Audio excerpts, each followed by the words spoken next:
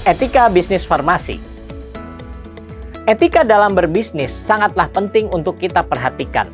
Etika dalam berbisnis farmasi bisa mengacu kepada kode etik profesi atau etika sosial yang hidup di masyarakat. Apa aja sih yang perlu diperhatikan dalam mengimplementasikan etika bisnis farmasi? Bersama saya Oscar Ronald, semua akan saya bahas di Swipepreneur, edukasi membangun farmasi.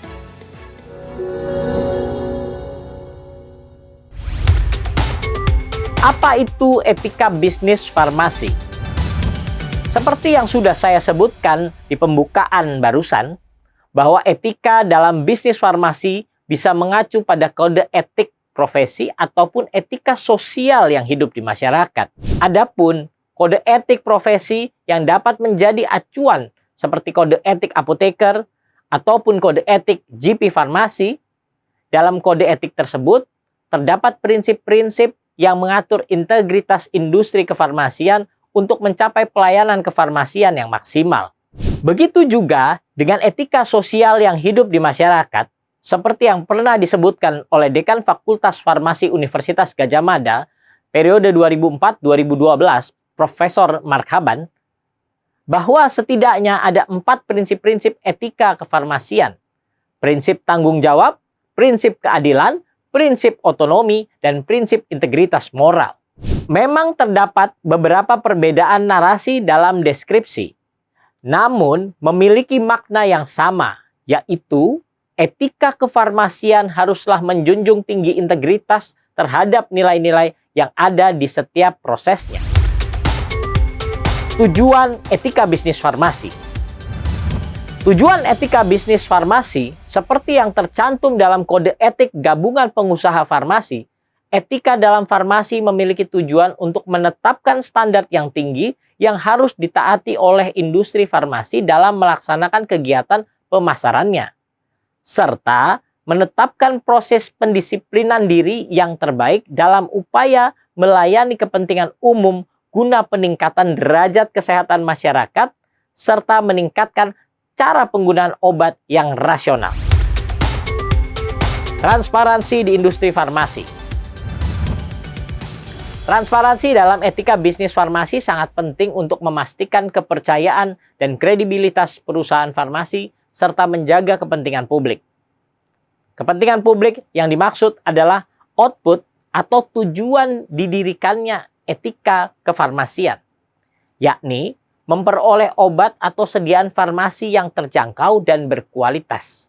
Dalam hal transparansi etika bisnis farmasi, analoginya adalah seperti kejujuran dalam hubungan interpersonal, seperti kejujuran yang diperlukan dalam membangun kepercayaan dan hubungan yang sehat dengan orang lain. Transparansi dalam etika bisnis farmasi diperlukan untuk memastikan kepercayaan dan kredibilitas perusahaan di mata publik. Dengan tetap transparan dan jujur dalam bisnis, perusahaan farmasi dapat membangun reputasi yang baik dan memenangkan kepercayaan dan mitra bisnisnya. Pihak-pihak yang wajib menjalankan etika kefarmasian. Etika dalam bisnis farmasi harus dijalankan oleh semua pihak yang terlibat di dalamnya. Mulai dari produsen obat, pedagang besar farmasi, apotek, rumah sakit, penjual obat lainnya, sampai tenaga kefarmasiannya. Produsen obat harus memastikan bahwa produk mereka aman dan efektif dan tidak melanggar hak kekayaan intelektual atau aturan-aturan lain yang berlaku. Pedagang besar farmasi atau distributor menjaga integritas dalam menjalankan bisnis, termasuk memastikan bahwa produk kefarmasian atau sediaan farmasi yang didistribusikan sesuai dengan standar kualitas dan keamanan yang berlaku. Kita tahu namanya adalah CDOB. Apotek dan tenaga kefarmasian harus memastikan bahwa pasien mendapatkan obat atau sediaan farmasi yang sesuai dengan kondisi medisnya dan mematuhi etika medis dan farmasi yang berlaku. Semua pihak yang terlibat dalam bisnis farmasi harus bertanggung jawab atas tindakan dan keputusan mereka, serta memastikan bahwa kepentingan pasien selalu diutamakan. Kesimpulan, Dalam menjalankan bisnis farmasi, sangat penting untuk menjaga etika yang berlaku pada bidang-bidang kefarmasian. Dikarenakan bisnis farmasi atau kesehatan ini memiliki tujuan yang tidak sama dengan bisnis di industri lainnya. Bisnis farmasi memiliki tujuan yang ada kaitannya dengan faktor kesehatan seseorang.